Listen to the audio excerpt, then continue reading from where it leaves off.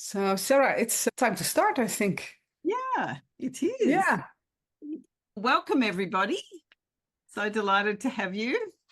Looking forward to our session today. I think, Seats, you've got a wonderful story that speaks very directly to our topic today. I don't know if it's that wonderful. It was actually painful, but I'm willing to share it. Today's topic is about paying attention without letting it overwhelm you. Paying attention without letting it overwhelm you. I can tell I was overwhelmed Friday. I was invited to be a speaker on an event which was organized for team coaches. And the topic of the event was polarization. So how do you deal with polarization as a team coach? And I was invited to be on stage together with another woman to discuss this topic and to share our insights and experiences. We were being interviewed. And before I knew what happened, she said to me, "That's a privilege." And the word privilege felt like an attack, felt like I was being accused of something. And well, to be honest, I felt innocent in a way, but now I understand that feeling innocent is also defined as a privilege in some groups. I was explaining something about that I wasn't following the news. I actually forgot what it was about. And I was asked to give my opinion on something. And I said, I don't know anything about this topic. So I choose not to have an opinion. And her response was, it's a privilege not to have an opinion. And this wasn't, and I thought, it's very wise of me not to have an opinion. But she didn't make it sound wise. And there was like 50 people watching because we were on stage. It was being recorded. A podcast is made of it. It's in Dutch, but I will put a link to the podcast in the email. So there were a lot of witnesses. And I was on stage, people looking at me. And I was overwhelmed because I was thinking, what is the message in this is a privilege? And this was something that was potentially dangerous in a way as well. And I really had to, you can see as I talk about it now, as I reflect on it now, it was hard. It was uncomfortable. And one of the things that was really helpful for me in that moment, that in my preparation, I had decided that I didn't need to answer every question being asked. And this was a resource for me in that moment to stay connected with myself, find my own inner peace, and work from that. Have you ever had an experience like that, Sarah? Many times, I'm sad to say. Some I wasn't aware in the moment what was happening and discovered later. So that was when I was defamed on national television. And that profound sensation of what it's like to be deeply misunderstood, exploited in that misunderstanding. It took me many years actually to move through it because it happened not in the moment. They edited a program, so it wasn't live in the moment, and they posed the questions and answers differently. So it made me look a certain way that wasn't true. And that feeling of being publicly misunderstood in such a material way, so contrary to all my values, so contrary to anything that I believed in, but being manipulated to make a point or a point of view that was intended to garner support for a polarized position to my position. And it was exploitative. It wasn't like the truth was interested in. It was merely to exploit the situation and to create opposition for the sake of the drama that the opposition and the justification was almost like legitimizing the opposite position by discrediting my position. Yeah. And how many years ago was this? This was 40 years ago. 40 years ago. And still your energy changes when you talk about it. Yes. It still stops me from, some people call me a best kept secret. I don't think I am, but I'm very hesitant about having such a high profile, because at that time I had a very high profile globally. I'm very hesitant about it, and I'm very attentive to people's motives. Yeah. So here we have two examples, both personal, one very recent and the other one a bit longer ago, about how something happens outside of you and it changes inside of you. It changes where you are and how you think about yourself. And it's not so much the issue that you're questioning yourself or you're reflecting on yourself. We can deal with it, that's what we do. But there's something else inside of that as well. And since last week, we in the Netherlands don't have a government anymore, again, because you can say a lot of things about it, but they decided they didn't want to continue. So that's something in the outside world that happens as well, something there's nothing you can do about it. You can have an opinion about it. It affects you. Wars affect us, and politics in strange foreign countries affect us as well. So these are all potential triggers to be overwhelmed. And our examples are very personal. But we would like to invite you in the breakout rooms to reflect on what does it mean to you. Can you share your screen, Sarah? Yeah. We have some questions for you.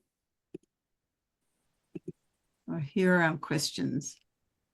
Yes. As you listen to this experience, what would your advice be to your inner self? Another question, who do you want to be in this situation? That was a big question for me. Who did I want to be as a result of what was going on? How did I want to respond? And translate it into something practical, something that's useful, something that by rehearsing it here, it can be very available to you when you need it.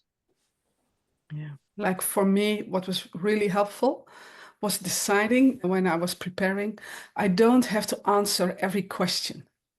So I know questions are going to be asked, but I don't have to give an answer. Martin, who was the interviewer, asked me, if you had to choose to work with a team with only women or a team with only men, what would you choose? I did not answer that question. I thought it was a strange question and it was working towards polarization. And that was not a place I wanted to be good in. So my answer was, I grew up in a family with 5 women and 1 man. And then he said, that's not an answer. I said, yes, it is. And he said, so you would choose a team only with men. And then I could say, that's what you make of it. And I was really happy with that because it put me in the position I wanted to be in. When you listen, what would you say to your inner self? What do you want to be? Who do you want to be in this situation? And then translate it into something practical, like me deciding not having to answer every question. All right. Anything you want to add, Sarah? No? Beautifully. No? Yep. I want to preserve all the time for everybody else. Yeah. Okay. Let's open the breakout rooms and we'll call you back in about 15 minutes. You'll be with 3 or 4 people in a breakout room. Welcome back, everybody. And you know the routine right now. If there's anything you'd like to share or to comment on or to ask, just click on raise hand and we'll see a yellow hand in your screen and then we'll ask you to unmute and you can share your thoughts. Is there anything you'd like to say, to share, to ask? You can also put it in the chat.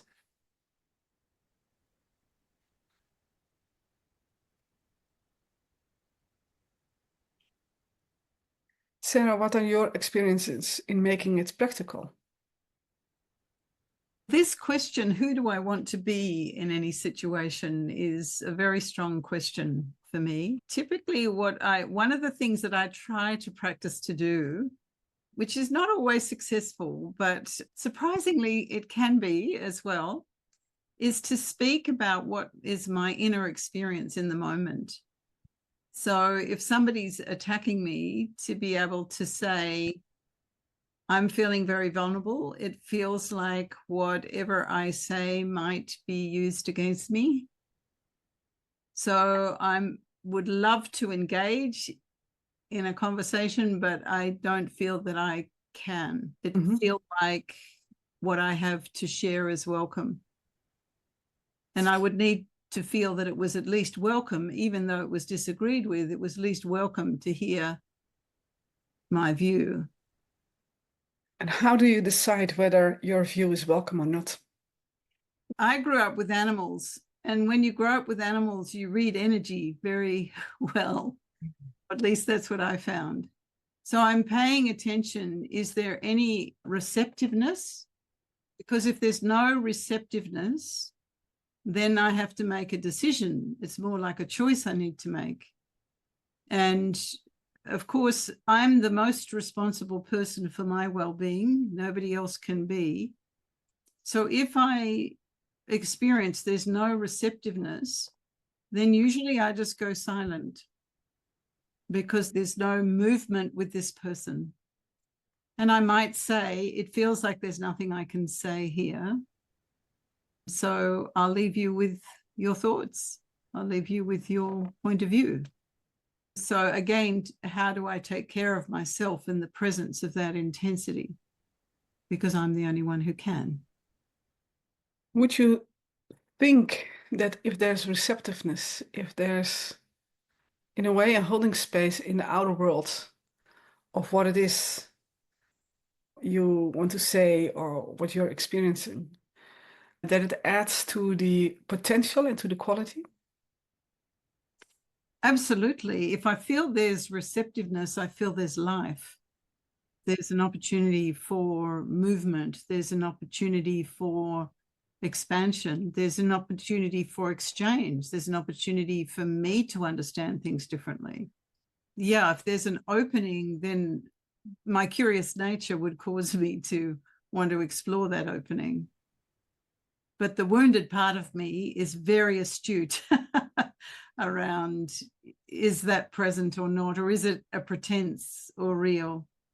So it has to feel real. Yeah, it has to feel real. And then I'm willing to move towards, but not unless that's present. Then I think it's how do I take care of myself in the presence of this? Yeah. Yeah. So, go. That's a question Yolanda put in the chat. I realized that check my inner world is something I can do, but to react or give words without defending or accusing is difficult. Needs some training. Yes, I recognize that. And it's a good idea to practice it in scenarios where, yes, you're provoked, but you're in a safe relationship. I have a number of relationships where I get provoked, and then that's where I can practice that skill. Yeah. For me, it's knowing that I'm always safe with myself. And that in relation with the outside world, sometimes I need to check, and sometimes I'm too innocent or too opportunistic, and then I get hurt. But I know I'm always safe within myself. And I also have the strong belief that I can heal myself. So if I'm hurt, I know how to heal myself.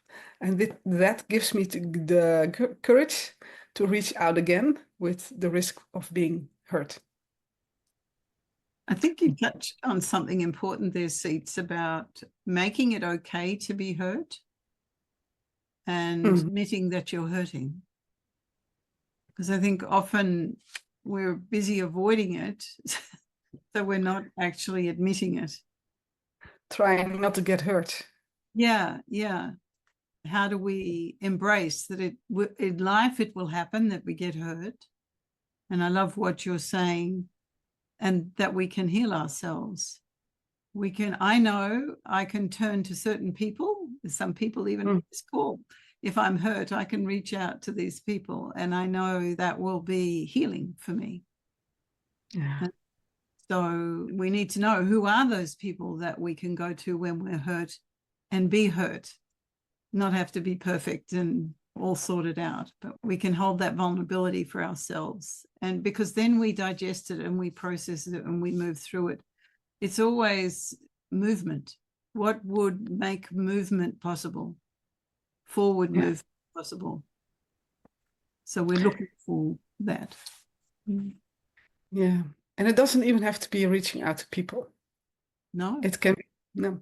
I'm in Finland now, and when we close this call, I'm going outside and I'm going to chop some wood. And that's also really helpful. Chop wood. That's good for the when you're hurt and angry. Some physical activities. So having said that, let's close this meeting. Thank you for being here. Next week, we will have our 5th meeting, and the topic will be dealing with fragmentized information. So not having the whole picture, but just having pieces. How do you deal with that? Thank you for being here. Have a lovely week and see you next week. Thank you, Sarah. Next week. Thank you. Thank you. Bye. Bye. Thank you. Bye. Bye-bye. Thank Bye-bye. you. Bye. Bye. Thank you. Bye-bye.